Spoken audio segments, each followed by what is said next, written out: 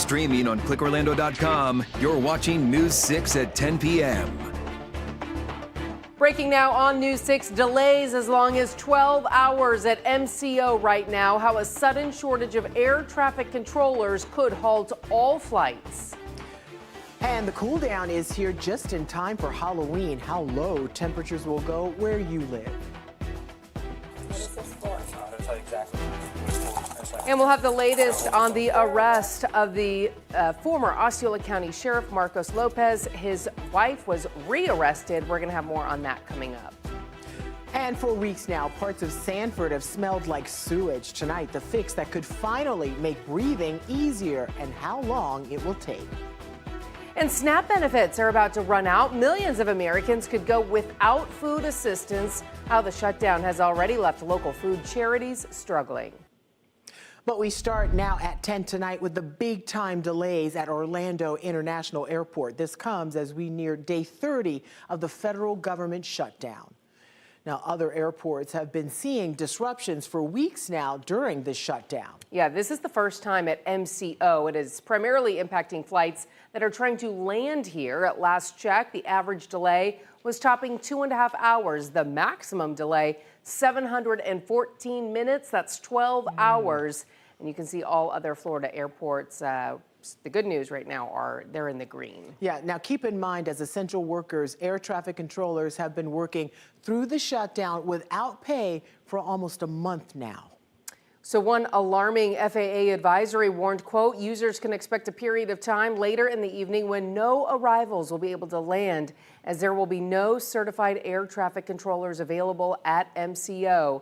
But it added they were working to scramble more staffing. Your Orange County community correspondent Jarrell Baker is live at the airport. And Jarrell, has the situation since you've been there improved at all? Well, it's improved for some, but a lot of people are still here waiting to see what is going to happen, if they're going to get to that destination on time. But seeing is believing. This is what everybody's facing right up here. You see all that red up there. You see there's some canceled and there's some delays. A lot of people are frustrated and hoping they can find a way to continue these trips that they planned for months. I think the biggest thing is frustration. Obviously, the cruise is something that will leave with or without you. Jordan Reed and his family drove from Charleston, Virginia to catch a flight to Puerto Rico so they can get on their Disney cruise. But their flight is now one of many at Orlando International, facing major delays Thursday night because of a shortage of air traffic controllers, according to the FAA. We really only have one other option tomorrow to get out, and I asked about rebooking us on a Southwest flight tomorrow, and there were no available seats on the first 2 or 3 flights, and so the next available flight would get us there after the cruise leaves.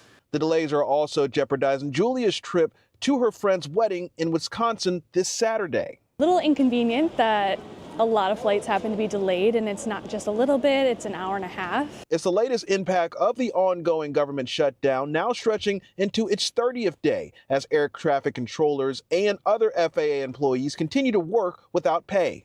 It's not just affecting those employees, it's affecting us too, and it's a huge chain reaction. Several, like Reed, say that they feel left in the dark, pointing out that MCO's website includes a statement saying they didn't anticipate being affected by the shutdown. Orlando Airport had put out a statement on some QR codes around here that they didn't expect this government shutdown to affect MCO logistics in any way whatsoever. And then if you look at the airport board, that's the opposite tell story. Orlando International sent me this statement saying that the ground delay program has reduced the rate of arrivals at the airport, and passengers may experience delays on average of 2.5 hours. Yeah, no, Reed said that, who I was speaking just to there, said that they're thinking about pulling out $1,000 that they didn't plan for to hopefully catch an airfare flight, and if not, they'll have to spend their time here in Orlando. Now, according to a federal advisory, there may not be any air traffic controllers at all at one point tonight, but we'll keep you updated about the situation here in Orange County. Jarrell Baker, News 6. All right, Jarrell, thank you. The shutdown is not to blame for an air scare on the other side of the I-4 corridor. 15 to 20 people were taken to the hospital after an emergency landing at Tampa International this afternoon. The JetBlue flight from Cancun was headed to Newark due to a sudden drop in altitude. That's when those injuries took place. It is not clear how badly those people were hurt.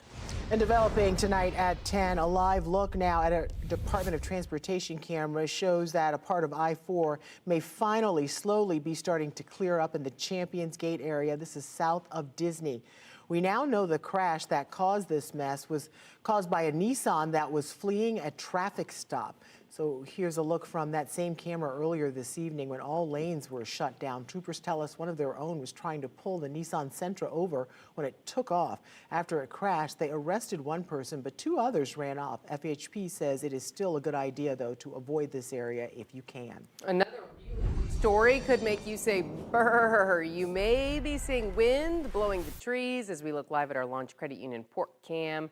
We do want to get right over to meteorologist Jonathan Kagas, who is tracking those chilly temperatures for us. Jonathan? Yeah, no doubt. The coolest air of the season has slid right on through Central Florida. Look at this. We're in the 50s already at this hour. Just after 10 o'clock, we're at 56. In Ocala, we're at 58 in the Villages, still hanging on at the low 60s. In Melbourne, we're at 66 degrees. In Titusville, Groveland, good evening. We are back to 59. Bushnell, we are at 58 degrees. Taking you hour by hour for the rest of the night. When you wake up tomorrow, overnight, we're at 55. Most of us will wake up in the low 50s. There will be a bunch more 40s on the map tomorrow morning as well. No doubt the coolest air of the season settles in tonight. And it might even be one up again on Saturday morning. We're going to take a closer look at that forecast coming up at about 10:19, guys. All right, Jonathan, thank you. News 6 has uncovered new details and new video in a case that has shaken up Osceola County. What is this for? I'm going to tell you exactly what it's for in a second here. You're going to hold your phone for me. They're arresting me. You are being placed under arrest for a warrant. This is body cam video from the second arrest of Robin Severance Lopez, the estranged wife of suspended Osceola County Sheriff Marcos Lopez.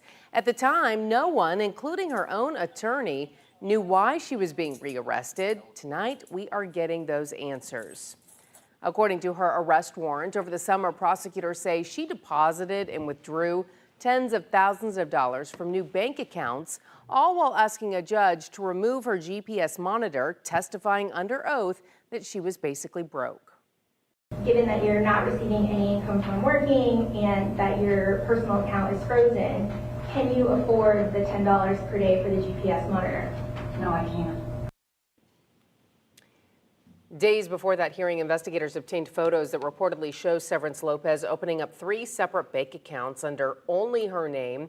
On the day of that court hearing, investigators say more than $16,000 was sitting in those new bank accounts. Severance Lopez has pleaded not guilty to providing false information. For now, it appears she will remain in jail. Her estranged husband, the suspended sheriff, remains out on bond. Well, sick of the smell in Sanford? Relief may be on the way soon. We were invited in because the city is committed to not only addressing the issue, but also sharing updates with the people who live in Sanford and who have been dealing with this smell. Our News 6 team has been pressing the city on what is being done to ease the odor. Last month, Sanford's mayor told your Seminole County community correspondent Catherine Silver how equipment failures at the wastewater treatment facility are to blame. Unpleasant and unacceptable.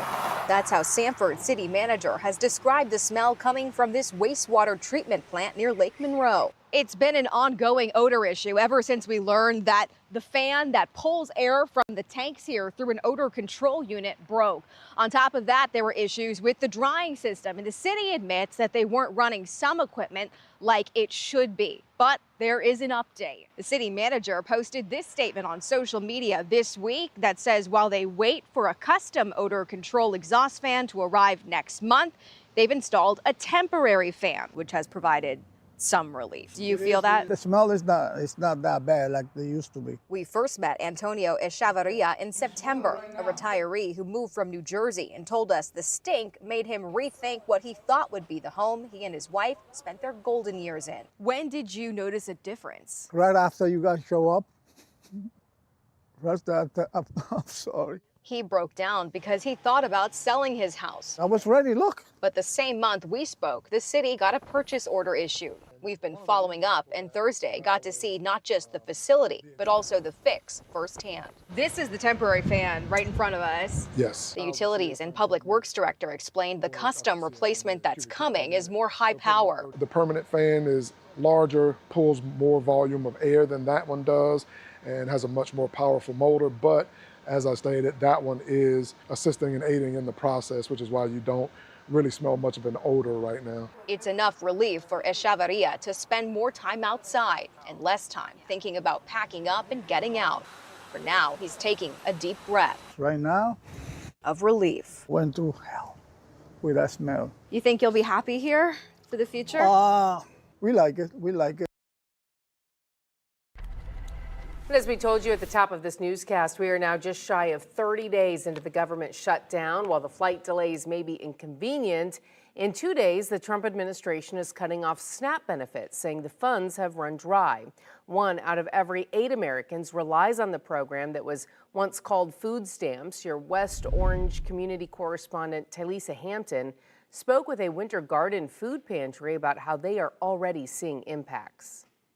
Take a look at these empty row of shelves here at Matthews Hope Food Pantry in Winter Garden. This is some of the things that they're saying they're dealing with because they've been seeing more people come through their doors. And they say if SNAP does come to an end, it will only cause more of an issue.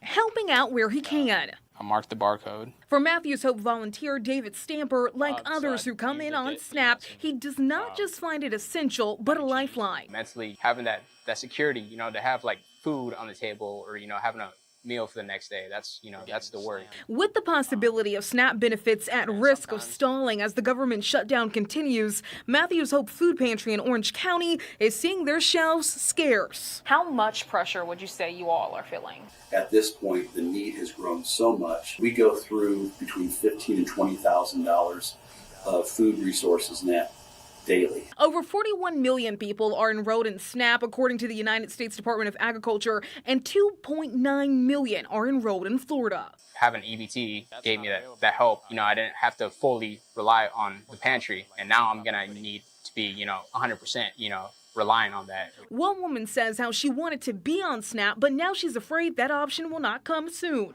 It helped me a lot with eating, because I don't have enough money to eat after I pay my bills. Those with the food pantry say almost all of their donations are from the community. Unless I learn how to print money soon, I can only do what I can do. The good news is, as they say they put out a call for help online, they're now seeing more food come in. But the worry of SNAP benefits are in the minds of many. Like I pray every day, each and every day about it, that there's going to be a better way for it to come. And those with Matthews Hope, they say despite them going through all of this, they say they will continue to help those in need as long as they can. Reporting, I'm your West Orange County community correspondent, Tylisa Hampton. And we have an article up for you right now on clickorlando.com on where to find help with food in Central Florida. Just go to our website. It will be right on the homepage. History meets the wrecking ball in Brevard County. Why a hospital that served the community for 84 years is being torn down.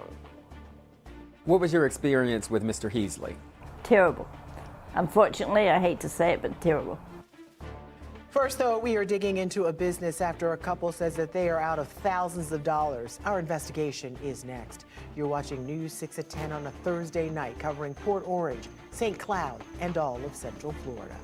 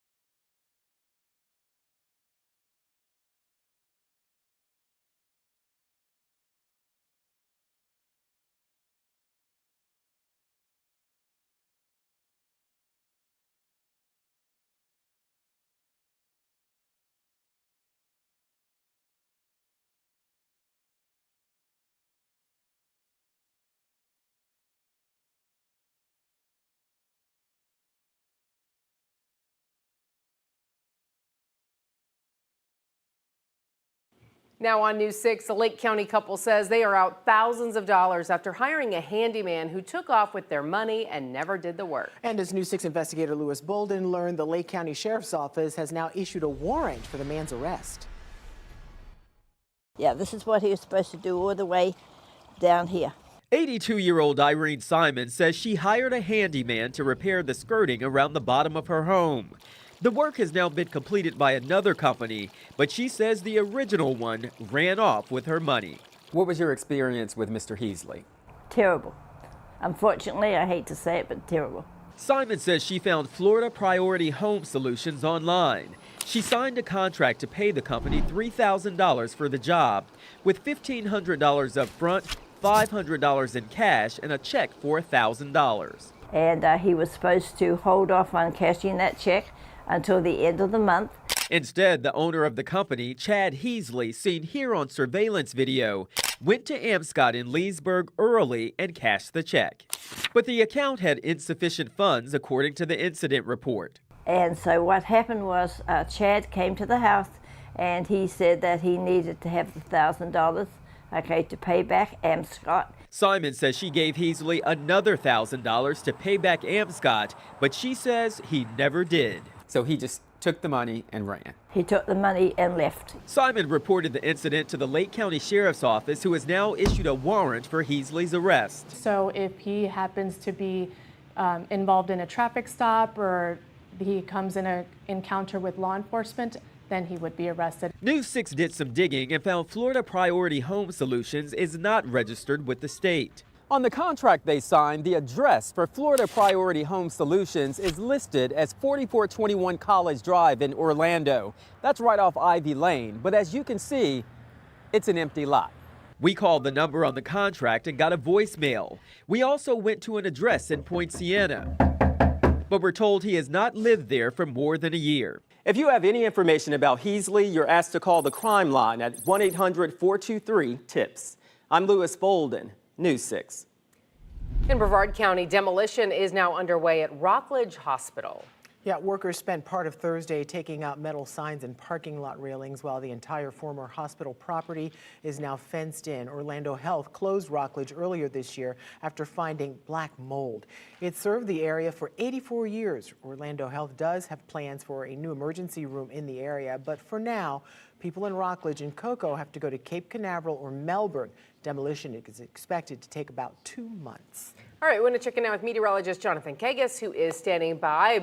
Beautiful night tonight. And it looks like we have some even cooler temperatures on the way, Jonathan. We do, yeah. If you like it on the cooler side, these next couple of nights, next couple of mornings, they are for you. The afternoons, all of the above. Here's a live look outside Port Canaveral, Brevard County right now. Still a little breezy, especially along the coast. It's really breezy everywhere. We'll keep that breeze elevated, pumping in some of that cooler, drier air. It's a live look with our Launch Credit Union camera. You can always check out the updated forecast by downloading the free News 6 weather app. Air temperatures right now at the port are in the low 60s tonight under clear skies. The breeze sustained at about 10 to 15 miles an hour this evening. Air temperatures in Palm Coast are at 57 degrees. We're at 58 in the Villages. Kissimmee, we're checking in at 60, 56 already in Ocala. Denellen, we are at 58. Taking it hour by hour as we start tomorrow. I think most of us are in the lower 50s. There will be a bunch of us, especially northwest of I-4, that are in the upper 40s to start. Mid-50s by 9 o'clock. And look at this, with dominant sunshine. Temperatures only getting back to the mid-60s by 1 o'clock. We'll jump into the lower 70s, or at least right around 70 degrees. Again, it's all because of this cold front. It passed through Central Florida, at least cleared everybody earlier this morning, allowing for that cooler, drier air to spill right in. It's also responsible for sending Melissa packing in that forward speed of the hurricane, continuing to pick up and go to the north and east, away from the eastern seaboard. Clouds and rain forecast. As all of that happens, more dry air spills down the Florida peninsula. There you go by 7, 8 o'clock tomorrow morning. We're going to have clear skies. We'll still keep the breeze a little bit. 7 to 8 o'clock tomorrow evening, trick-or-treating. Things are going to be perfect outside, especially if you like it on the cooler side, feeling festive. You might want the light jacket for the kids or yourself out there tomorrow evening again, but it's going to be clear, no shot of any kind of rain, and it is going to be crystal clear again in terms of the sky condition. Tomorrow morning, look at this, 44 in Ocala. We're at 47 in Palm Coast. Denellen, we're at 45, 50 in Orlando. We're at 51 degrees in Kissimmee.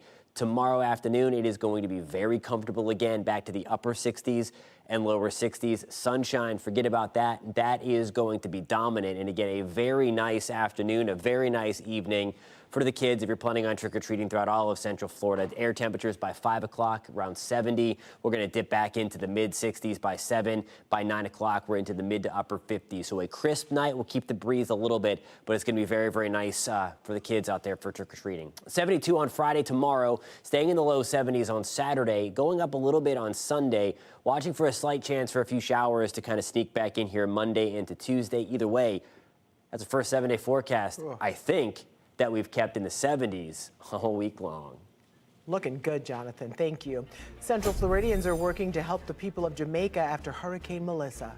Ahead at 10, how even Gatorland is joining the push to get aid to the hundreds of thousands of people who need help.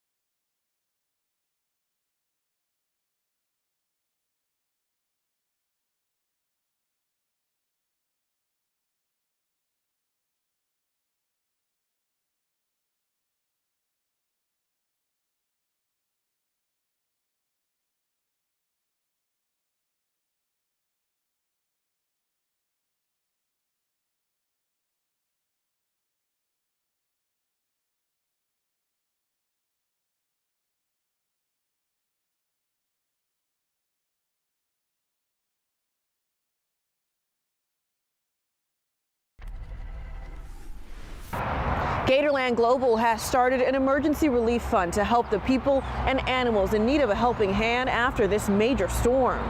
Last spring, Gatorland created a nonprofit. So Gatorland Global is a 501c3 that works very hard with different communities throughout the world and also with animals throughout the world to try and protect, conserve, and educate about those animals. Now Gatorland Global is helping people and critters hit hard by Hurricane Melissa. Jamaica is very, very close to our heart. Savannah Bone, the international ambassador for Gatorland Global, frequently visits Jamaica to work with the Holland Bay Crocodile Sanctuary in St. Thomas and the Hope Zoo in Kingston. To help both of them bounce back, the nonprofit has started an emergency relief fund. So I know a lot of trees have come down and I know a lot of fences have been compromised. So I know they're very busy right now building those fences back, getting those trees removed, getting the floodwaters out. The money will support the zoo and the sanctuary by helping the animals and their caretakers. Lots of families, you know, like if your dad or your mom works at the Hope Zoo, like your family, because you live around there,